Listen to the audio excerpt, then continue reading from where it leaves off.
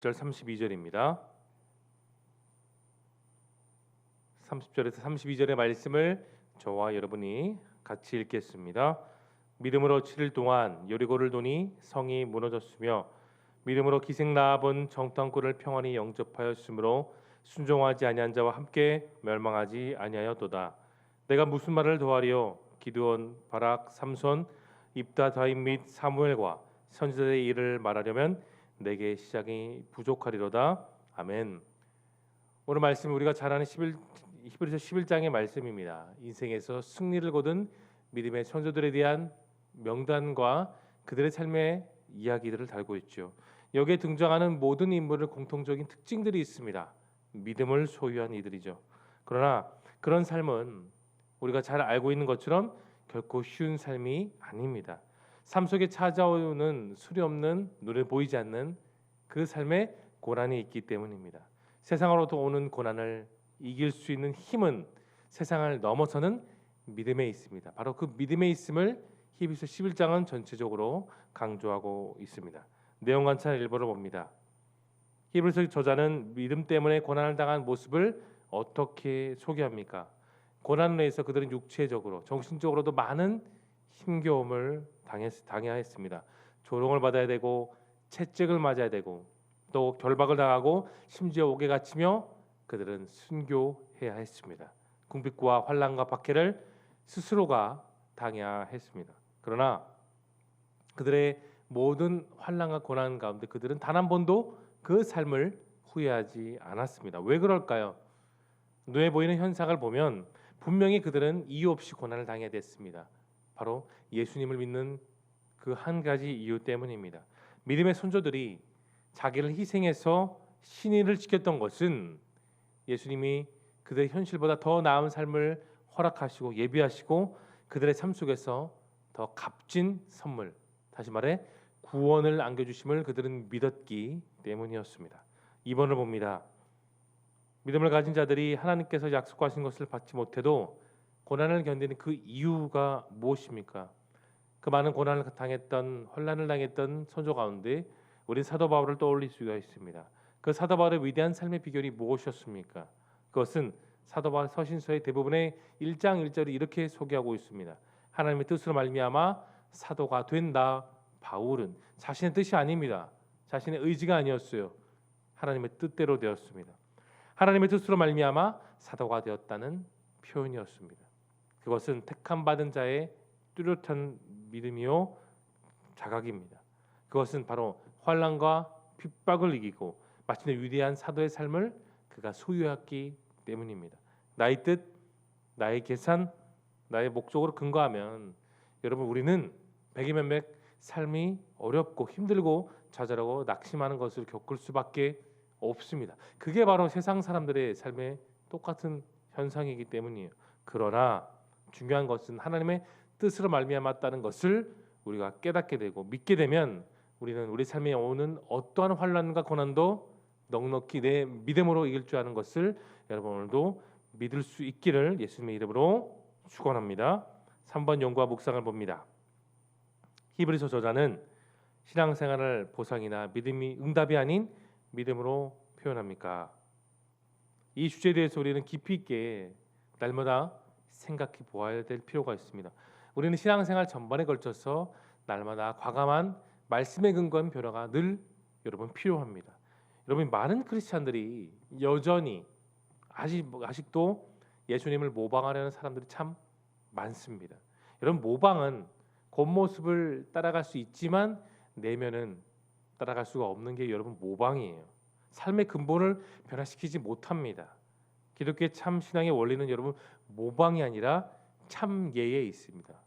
그리스도에 참여한다는 것은 주님의 그 풍성하고 신비로운 생명이 내 삶 속에 들어와 내가 더 이상 내 삶의 주인이 아닌 예수 그리스도가 내 삶의 참 주인이심을 인정하는 삶이 내가 예수님에 참여한다는 거예요. 그렇게 참여하는 삶은 곧 어떻게 됩니까? 내가 순수한 믿음의 삶을 살아가는 것과 같습니다. 어떠한 보상이 있고 사례가 있고 격려가 있으면 우리 마음은 물론 기쁠 수가 있고 더 내 삶의 자극이 될 수 있겠죠. 그런데 여러분 우리는 지금도 하고 있는 것은 종교 생활이 아닌 신앙생활입니다. 그리고 그 신앙생활의 종착점 오직 믿음으로 구원받은 데 있습니다. 그러나 여전히 오늘날의 많은 크리스찬들은 본질보단 비본질, 잘 먹고 잘 살고 복을 누리는 거기에 초점을 두고 있습니다. 그래서 상당수의 목회자들은 여전히 그 복에 기복신앙을 중요하게 여긴다고 그렇게 말하는 사람들도 있죠. 하나님께서는 제사가 아닌 순종을 받으시고 형식적인 그리스도의 모습이 아닌 자원하는 믿음 생활을 원하시지 형식적인 모습이 아니면 여러분 기억하십시오. 모방된 신앙생활의 모습이 아니라 진정 주님과 함께하는 삶, 주님의 길을 따라 끝까지 그 믿음을 지키고 신의를 지키는 그 삶을 통해 하나님은 오늘도 여러분을 통하여 기뻐하심을 믿으십시오. 단순한 모방이 아닌 말씀에 참여하는 삶, 적극적인 믿음으로 신앙생활하는 삶은 주님께서 우리 모두에 바라신다는 것을 여러분 기억할 수 있기를 바랍니다. 4번 느낀 점을 봅니다. 약속된 것을 받지 못함에도 불구하고 믿음의 삶을 살고 고난받기를 두려워하지 않았던 믿음의 조상들을 보며 여러분 무엇을 느끼십니까? 운동선수에 있어서 좋은 선수가 되는 길은 무엇일까요? 가장 중요한 것 기본 자세입니다. 기본 자세가 좋아야 되는 것처럼 신앙인들에게 있어서 가장 중요한 것도 역시 기본 자세입니다. 그런데 그 기본 자세는 다양한 것 중에 하나를 예를 들자면 감사입니다. 경건한 자세도 감사이고 예배도 감사로 드려야 됩니다. 우리가 늘 날마다 하는 기도도 역시 감사로 드려야 됩니다. 생각해 보면 이 신앙과 불신앙의 큰 차이는 감사에 있습니다. 사랑하는 성도 여러분, 우리가 감사하는 만큼 내 삶에 무엇이 생길까요? 믿음이 확신이 듭니다.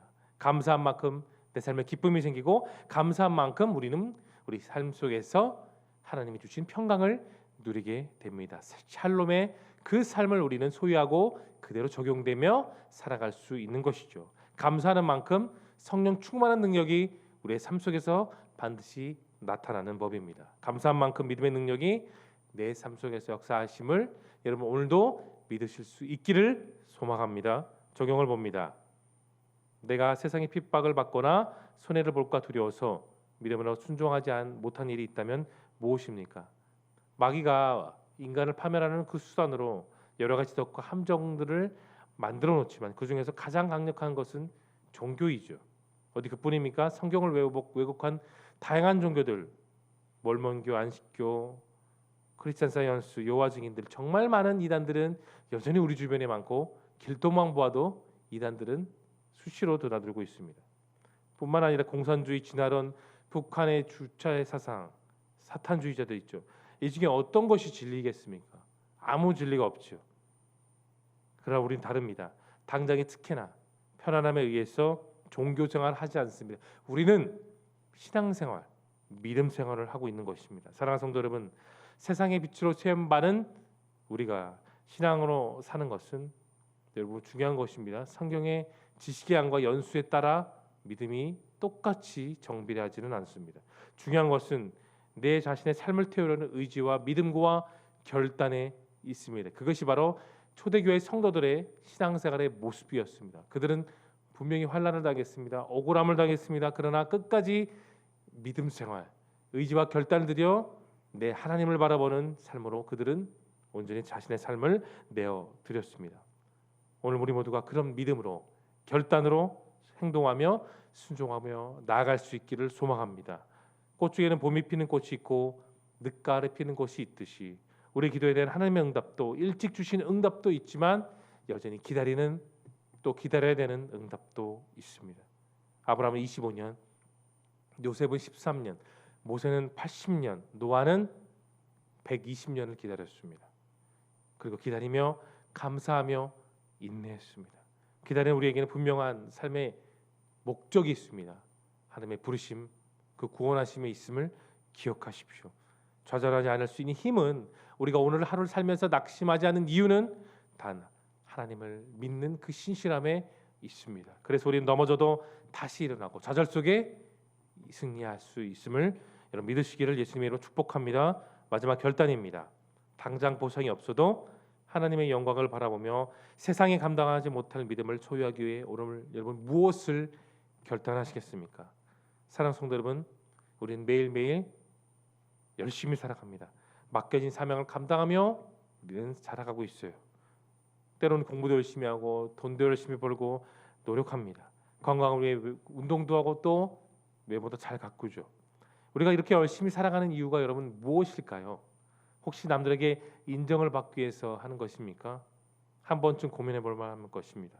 하지만 하나님은 우리가 열심히 꾸미지 않아도 있는 모습 그대로 하나님은 우리를 사랑해 주십니다. 하나님의 사랑은 우리를 풍족하게 합니다. 그 사랑을 받은 우리는 비로소 삶 속에서 인정받고 살아갑니다. 더 이상 남들과 비교할 필요도 없지요. 불안한 마음도 없고 두려운 마음도 사라집니다. 사람들에게 인정받고 타인의 사랑을 받는 것이 중요하지 않게 여겨집니다. 왜냐? 우리에게 있어서 중심은 예수 그리스도이기 때문입니다. 그 주님으로 살고 그 주님으로 우리는 죽고 그 주님으로 인해 우리는 믿음을 소유하고 지킵니다. 예수님을 닮아가는 그 마음이 오늘 본문에 나와 있는 선명한 두 글자 믿음에서 나타납니다. 오늘 그런 마음이 충만할 수 있기를 소망합니다. 그래서 세상이 나를 감당하지 못한 그 믿음으로 오늘도 주님과 함께 동행하는 그런 삶을 소유하고 승리하며 나아갈 수 있기를 예수님의 거룩하신 이름으로 축원합니다. 이제 함께 기도하시겠습니다. 오늘 들은 생명의 말씀을 기억하시며 기도하시고 또 화면에 보이는 기도 제목 내게 주신 믿음을 가지고 세상 속에서 담대히 살아가는 성도가 되게 하옵소서. 두 번째 약속한 것을 받지 못할지라도 더 좋은 것을 예비하신 하나님을 신뢰하는 믿음의 사람이 되게 하옵소서. 주님 다시 오실 때까지 귀한 선교의 사명을 잘 감당하는 우리 길동교회가 되게 하옵소서. 뿐만 아니라 여러 마음속에 품고 있는 소중한 기도 제목을 놓고 우리 뜨겁게 주여 외치고 통성으로 기도하며 나아가겠습니다. 주여